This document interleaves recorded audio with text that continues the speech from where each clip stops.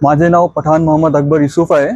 इथे मी उदगीरमध्ये राहतो आणि माझी बहिणीला मी इथं उदगीरमध्येच दिलेलं आहे। त्याचं जे हस्बंड आहेत त्यांचे नाव शफी कुरेशी आहे। ते माझ्या बहिणीवर ते म्हणजे नॉर्मली टॉर्चर होत असतं, परंतु ह्या बारीला काय झालं की त्यांनी एकदम ते माझ्या बहिणीला जाळून मारूनच टाकलं।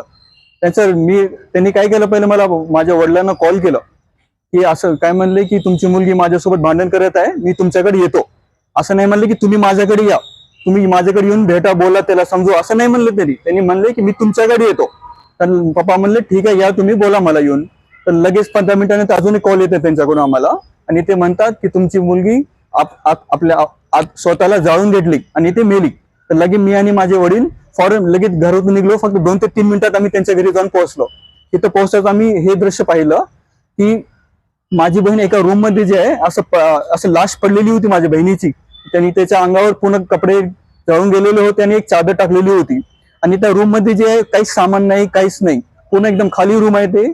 आणि तिथं जे आहे असं आग लागल्यानंतर जसं धुवा वगैरे होतो ना, जसं गरम असतं रूम, बॉडी पण गरम असते, तसं तिथं काहीच नव्हतं। रूम एकदम थंडगार होतं आणि दरवाजाला लॉक वगैरे काही लावलेलं नव्हतं। आम्ही विचारलं की हे कसं झालं, तर त्यांचे हस्बंड म्हणतात आम्हाला की तुमची बहिणीने जे आहे आत्महत्या करून घेतली आणि ते मधून लॉक लावली होती। आम्ही लॉक तोडलं आणि आम्ही ते पोलिसांना दाखवलं की लॉक कुठं तुटलेलं आहे, दाखवा। पोलीस पण बघितलं, ते पोलिसांनी व्हिडिओ पण बनवलेला आहे, ते लॉक काही तुटलेलं नाहीये। पूर्ण हे माझ्या बहिणीला जे आहे पूर्ण प्लॅनिंग करून मारलेलं आहे। तर माझी उदगीर ग्रामीण पोलीस पोलिसांना हीच आहे दरख्वास्त आहे की माझ्या बहिणीला न्याय मिळावा। सध्या त्याच्यामुळे आम्ही इथं उपोषणाला बसले आहेत। माझे पूर्ण घरचे लोक इथं येऊन बसलेले आहेत। आमची डेड बॉडी, माझी बहीण, सॉरी डेड बॉडी नाही, माझी बहीण तिथं पडून आहे हॉस्पिटलमध्ये, एकटी आहे तिथं।